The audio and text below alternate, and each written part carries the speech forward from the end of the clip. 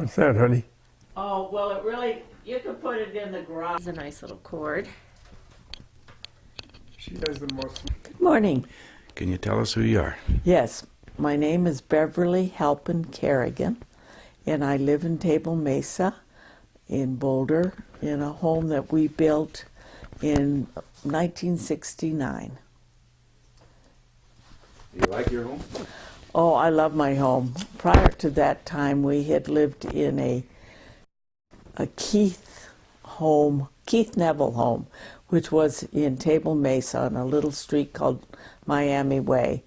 And the day we moved in, it was a 3-bedroom house, and we had 4 kids, so it was too small for the beginning.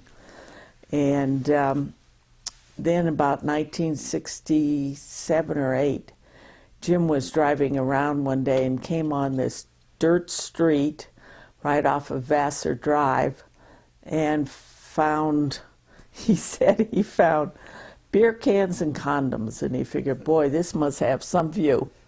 And he went down to the courthouse and found out that somebody local owned it, and we bought 2 lots, which was providential. So we have an acre of land here. We're on a street, a dogleg street that only has 13 houses, and we are at the end point. And through the years, we've added such things as a swimming pool, and we've not really changed the footprint of the house, but we've kept it up, and we brought 6 children up in the home. Our last child was actually born in Boulder, but the rest were born during our travels. So that's it. We came to Boulder originally because Jim was a professor. My husband, Jim Carrigan, the Honorable Jim Carrigan, was a law professor at CU, and we were living in the Park Hill area of Denver. I was perfectly content. We had 4 children and good neighbors and good school and good church and good library, but of course the commute, and he was commuting even before there was an interstate, the old Valley Highway, where you'd stop and pay 25 cents in Boulder at Broomfield to get in, and that was the only stop. Oh my, when I think of those nights when you'd drive and there wouldn't be any lights at all, the only lights you'd see from Broomfield to Denver would be oncoming headlights. No shopping centers, no housing developments. It was a very busy, different time. When we came to Boulder, it was less than 40,000 people. And Jim was on the law faculty, and we lived on Miami Way. Everyone had young kids. I can remember so well. The ladies would stand out with their glass of wine and cigarette, and they would chat away, and then they'd say, well, the street lights are on, time to go in. Everyone stayed home and watched the kids. Please continue, Bev. Well, I was born in Seattle, and I was the oldest of 3 girls, and my dad was a barber. Well, I was born in 1930, and you can imagine there wasn't much call for barbers at the time. So my mom was told by her sister living in Los Angeles there was no depression in California. So my parents sold everything, and my very first memory is of being on a liner, a cruise liner, a ship, which is probably explains why I love cruises. But my folks sailed into Canada, where I remember distinctly loading the booze on the ship. So it had to be before 33. I was maybe 2.5 years old. And there they went out to sea, and everybody could drink, and landed in Los Angeles. And for a long time, my dad took care of my sister Patsy, who was 2.5 years younger than my and my mom worked for $15 a week as a soda fountain lady. And eventually my dad got a job in a drugstore as well. And then they put my sister and me into a house where they'd only see us on weekend. It was it was like a foster daycare thing, but in those days in Los Angeles. It's not exactly one of my best memories. But eventually my dad managed drugstores, and then he went to work for a pharmaceutical company. He was what they would call then a detail man, and he would actually visit individual drugstores and talk to the pharmacists and sell them merchandise. And then he'd sit in a doctor's office and talk to a doctor. What a strange world. He worked for a company called E.R. Squibb and Sons, which has been absorbed. And eventually my dad was given a territory in Southern California. And I grew up in Los Angeles area. I grew up in the area of San Gabriel Valley. One interesting point I would like to make is that my mother, only brother, and my dad's youngest sister married. So I had the two families came together, the Halpin Paradis family. My mother's youngest brother and only brother, George Paradis, Paradis, was on the USS Oklahoma, and he was killed at Pearl Harbor. He was 21. He was a pharmacist's mate. And this is such a sad story because most people don't know it. The Oklahoma tipped over, and it didn't sink. And for a month following Pearl Harbor, the people there could hear the pounding on the decks and the sides of that ship. There were sailors trapped alive below, and they couldn't get them. A, they didn't have the equipment to do this or raise the ship, and B, even if they did, they were too busy fighting the Japanese. And eventually that ship was taken out into the ocean and sunk. And there is a very small memorial at Pearl Harbor. It's kind of like an obelisk, very close where the Missouri is stationed. And if you go there, they list the names of the sailors. And this was George Paradis, was his name. My Aunt Lucille had had a little baby by then. So she came from Long Beach, where she lived in military housing, naval housing, and lived with us in Los Angeles. It was a two-story house, but it was very small. We had 2 bedrooms upstairs, my sister and I, and Mary Frances. So I had 3 sisters. 3 of us would have been there, plus my Aunt Lucille and the baby and my parents. It was quite a thing for a while. But that was World War II when you did all. My dad was an air raid warden, I remember that. I lived in Los Angeles, so you had dark outs and things like that. I went to a private girls' school called Ramona Convent. Our family are Catholic, we're still Catholic. It was very strict, a lot of boarders. I always felt sorry for them. There are a lot of girls that seemed to be daughters of dictators from Nicaragua and Guatemala, and they never left the campus, goodness gracious. And it was almost more of a finishing school than an academic.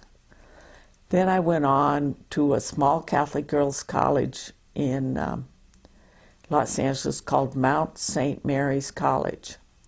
I was just there last month in November of 2011 to visit my campus again. It's still a remarkable place, and it's the only Catholic women's college still functioning between Mississippi and California. I mean, there must have been 20 when I was growing up. I graduated from there in 1952 and received a fellowship and went to New York City for 1 year of graduate work at Fordham University in a degree of social service, they called it, which we would now call social work. Then I had to return and work at Catholic Charities and live at home. Oh, that was awful. It was all of 22 or 23. So on my own initiative, I found another fellowship and finished my graduate school in 1955. I just started working at St. Vincent's Hospital in Greenwich Village. and I was dating a young man who knew my dad, the drug salesman. He was from California, and he looked me up and took me out. Well, he was kind of boring. He drank too much. But one Saturday night, he said, "Hey, I got a roommate for this summer. Can you get him a date?" So Madeline, my roommate, my office mate as a social worker, and I went out with Jim and Dean. Well, Jim Carrigan called me the next morning, and he was supporting a reformed alcoholic. He'd gotten him a job in the running an elevator in a small hotel on Lower Fifth Avenue. And he was asking me about community resources. And then he says, "Would you like to go out with me?" And I can remember, I said, "Well, I'm dating your roommate. Like, what kind of ethics do you have?"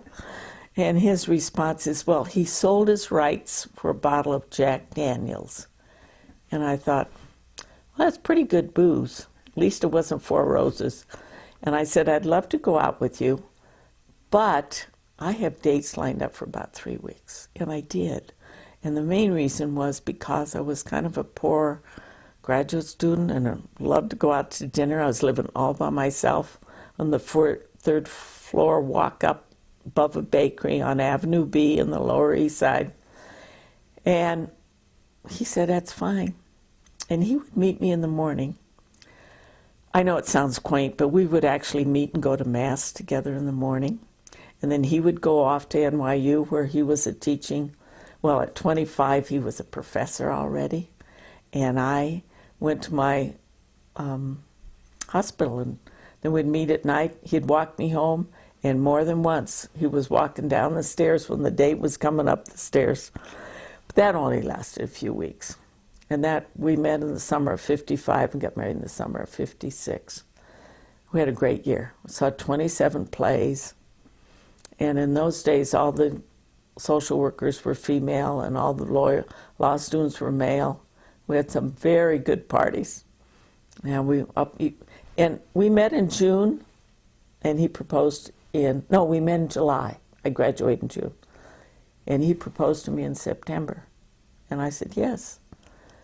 And I think we knew. We were both 25, and we were Irish, and we were Catholic, and we were Democrats. And we had a lot going for us. And we have been married 55 years now. We have 6 children and 12 grandchildren. 4 of our 6 children live right in this area. 9 of our 12 grandchildren are right here. We see them. Some of them can actually walk to our house. And having a swimming pool in the backyard makes us very popular. And a wine cellar, I might add, now that they're growing older. Everyone seems to enjoy that as well. We lived in Denver, and we moved to Seattle in about 1960, but only stayed a year. I hated Seattle. It was cold and rainy, and I had lots of little kids under my feet, and it was very, very hard. So when we came back to Denver, we found a house in Park Hill and lived there until Jim got this appointment. Wonderful Dean Ed King picked Jim to be a professor. Jim filled in one semester for a professor named Bill Bowe, who was a tax lawyer who was having a sabbatical. And after that, we weren't too sure where our money was coming from, because he had practiced a little. He practiced out of the basement, and he had done a few little public service jobs. But then one of the professors, I think it was old Professor DeMuth, up and died on a Christmas Day. And Ed King called Jim Carrigan, and it must have been about 1962 or 3. I'm sorry, I can't quite recall that year. And said, "Would you like to join our faculty?" Saved our life. The only thing was I had to leave Denver to come to Boulder, and I refused to come. And Jim said, "Well, I'm not going to keep commuting." And so he came. He found a house for $21,000 a Miami Way 2-story. And he picked all the colors. And the biggest thing I remember about Boulder being shocked was the wind. I remember saying, I didn't know the wind blew in Boulder. And all the baseboards, the window sills would just be covered with dust every single day. And the main reason was the streets weren't paved, there was no grass, there were no trees, there was nothing. And boy, and it was dangerous. It was even dangerous when we built this house in '69. You would have 2x4s flying around and the winds were really wicked. Now when I look at these mammoth trees, 40, 45 years old, it's a world of difference. But this hill that we live on had not a blade of grass, just rocks and the aforementioned beer cans. So it's been a good year. I have been involved with the founding of some things that I think are still around, which make me very proud. I was on the original board when we started Jarrow School. Now, it was the very first Montessori school in the state of Colorado.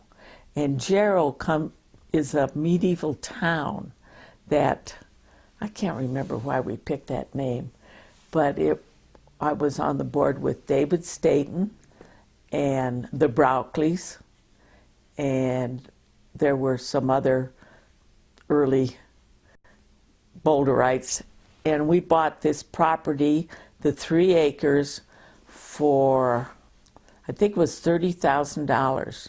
There had been a preschool up there, and the man would take his children out and go to Mexico every year and didn't enroll them in public schools. And so there was no such thing as having homeschooling. So they took away his license. So here we had this property, and we all had to sign our own personal names that we were liable for whether the school was going to make it. Well, the school is still functioning. I don't see it advertised as Montessori school anymore, so maybe they decided not. But we originally had a teacher who had worked with Maria Montessori, so that really goes back a long way. Another thing that I was involved in at the very beginning was the Colorado Music Festival, and I was on their very first board. And I can remember how hard it was to sell tickets, that I would go down on West Colfax and go to music stores and just try to get people to take a few tickets. And the first year, it was at the First Presbyterian Church.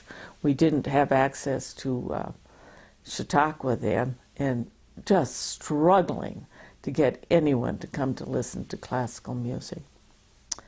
And then I was also involved with the Safehouse. I was part of their team that started the affiliate, and we did the first chocolate festival in the St. Valentine's Day. We always had the Chocolate Lovers Fling. I would go around and beg chocolate from various restaurants and people that we know. I remember John Bizzarro had John's restaurant, and he made a chocolate cabbage. It was glorious. We probably sold it for $35, which was a lot of money in those days. So I was there at the foundings of all those things. Very active in our church through the years, which is St. Thomas Aquinas Parish up on University Hill. We have been there through dozens of priests and many orders, from the Benedictines to the Paulists to the diocesan priests, and our kids have been baptized there and confirmed. And then one other thing, though, that I was very interested in, I always wondered about some of the history of Boulder, and I would see the name Olmsted, and from my time in New York, I realized that Frederick Law Olmsted had developed Central Park. So, I did a little research, and it was fascinating because at that time no one had done any research.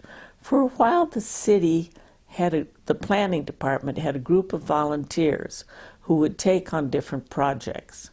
Ann Denny. I don't know if they've ever recorded Ann Denny, but she has done so many county history projects, and I do hope that her oral history is on.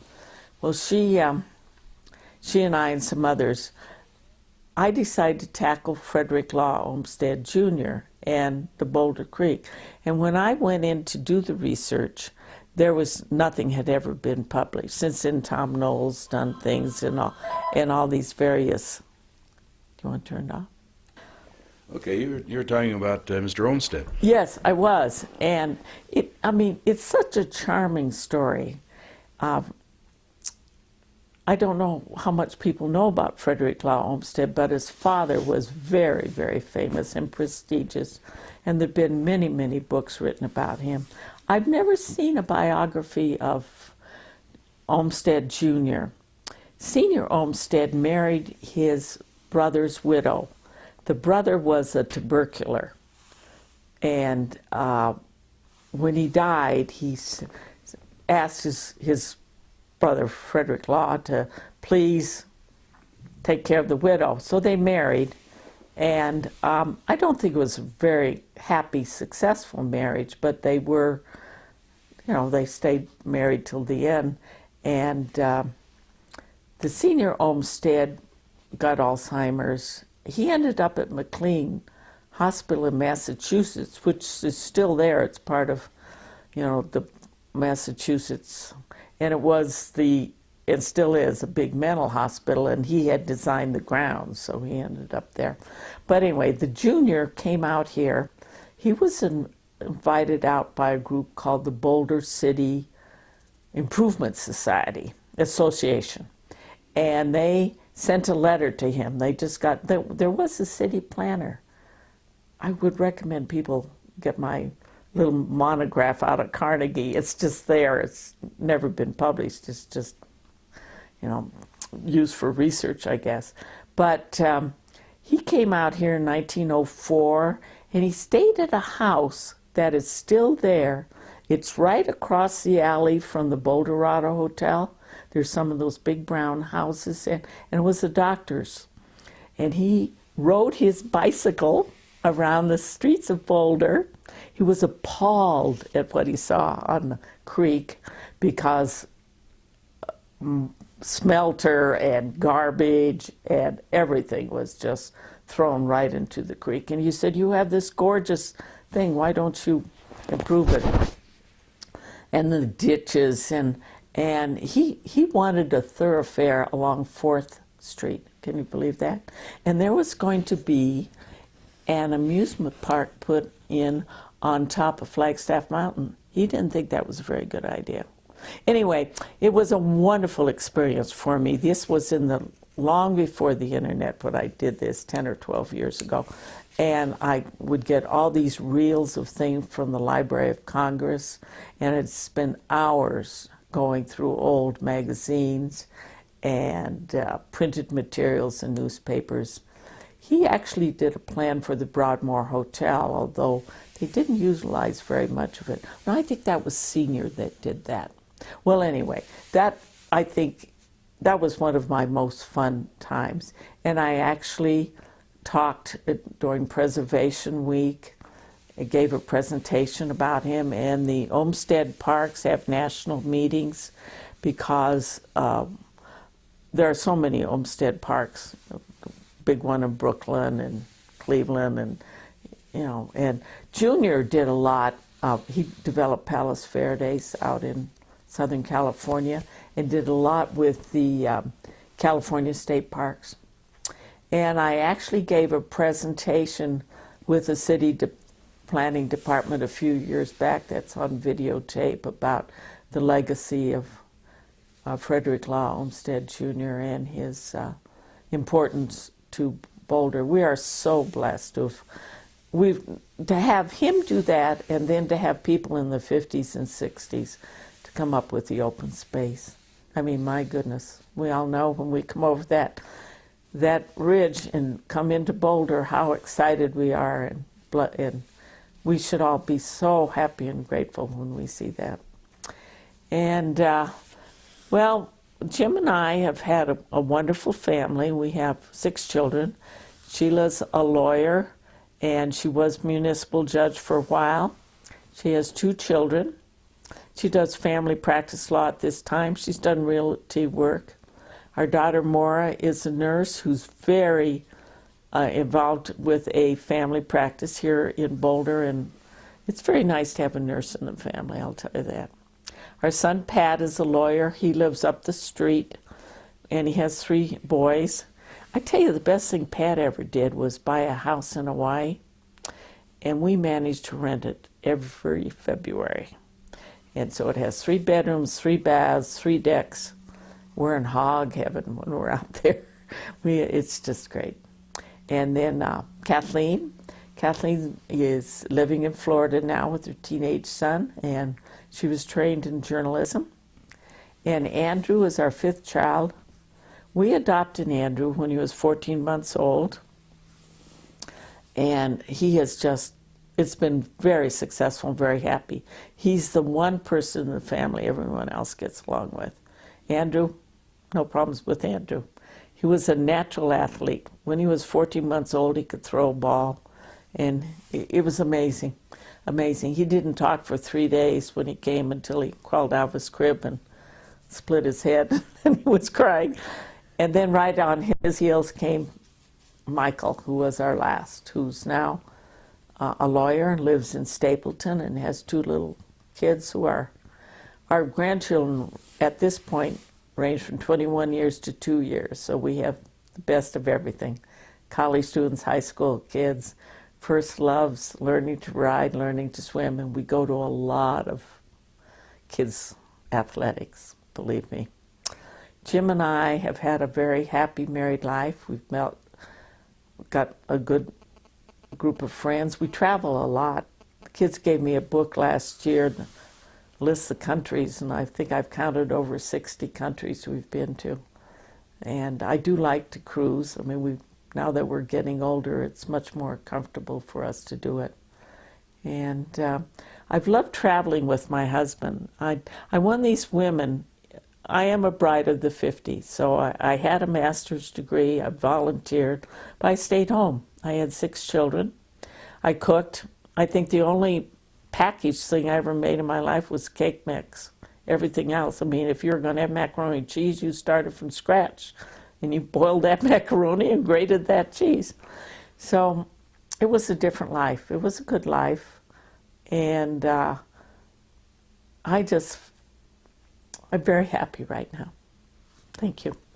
Well, thank you. To conclude this tape, would you like to speak a bit about your philosophy? Well, as I mentioned later, I think the biggest thing, and a priest told me once, even gave it to me as a penance, he says, be grateful. I think we have a tendency to take for granted the everyday things that we can get up and walk up a staircase or turn a doorknob or have our eyes so we can read and drive. You have friends. My philosophy is just to enjoy these people, and I guess a lot of it is service. I feel that way because my ethic as, I think growing up in a Catholic family, and I became a social worker, so I think all this is just part of what you do.